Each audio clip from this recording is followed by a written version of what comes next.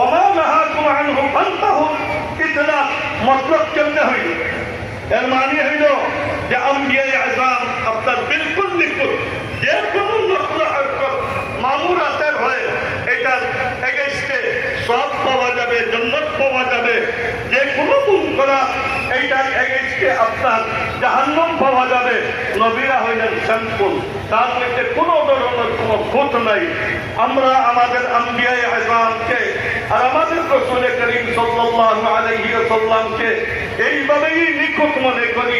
শুধু তাই নয়, আমাদের বড় কোনো হুজুরের তরবিয়তে যদি কোনো মানুষ থাকে, হাজী ইমদাদুল্লাহ মুহাজিরে মক্কির তরবিয়ত ইয়াফতা আপনার হযরত থানভী রাহমাতুল্লাহি আলাইহি, হাজী ইমদাদুল্লাহ তরবিয়ত ইয়াফতা হযরত নানতবী রাহমাতুল্লাহি আলাইহি, হযরত গঙ্গুহি রাহমাতুল্লাহি আলাইহি, তরবিয়ত ইয়াফতা মানুষ মুরব্বির একেবারে যদি তার শান বুলন্দ হয়, তাহলে সাইয়্যিদুল মুরসালিন সাল্লাল্লাহু আলাইহি ওয়াসাল্লামের তরবিয়ত ইয়াফতা যে আপনার ছাত্র, ওনারা কতটুকু আজমতওয়ালা, ওনাদের জীবন কেমন জীবন।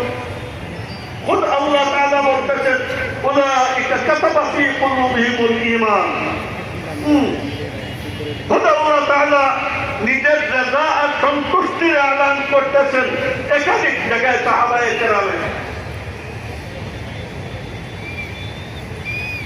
কেরাম কোরআন শরীফের প্রচুর আয়াত এইভাবে আছে, যে আয়াতের মেয়ার আর যে আয়াতের প্র্যাকটিক্যাল নমুনা রাসূল সাল্লাল্লাহু আলাইহি ওয়াসাল্লাম নয়, বলকে আউয়ালিনে মুখাতিব সাহাবায়ে কেরাম।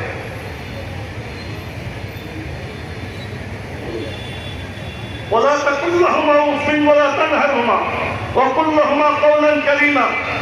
সেখান ওয়াহিদে কিতাব রাসূল সাল্লাল্লাহু আলাইহি ওয়াসাল্লামকে, কিন্তু এর মধ্যে আমরা রাসূল সাল্লাল্লাহু আলাইহি ওয়াসাল্লামকে পাবো না, কারণ ওনার ওয়ালিদাইনই ছিল না। তাহলে তার প্র্যাকটিক্যাল নমুনা আউয়ালে মধ্যে সাহাবায়ে কেরাম। এইভাবে আমার কই আছে মুকামে সাহাবা, এটা হচ্ছে আমি বিস্তর আয়াত নিয়ে আসছি। এই আয়াতের প্রথম আপনার মতভেদ হইলেন সাহাবায়ে কেরাম। আর উম্মতের প্র্যাকটিক্যাল নমুনা যদি এই আয়াতে দেখতে চায়, তাহলে সাহাবায়ে কেরামকে দেখতে হবে।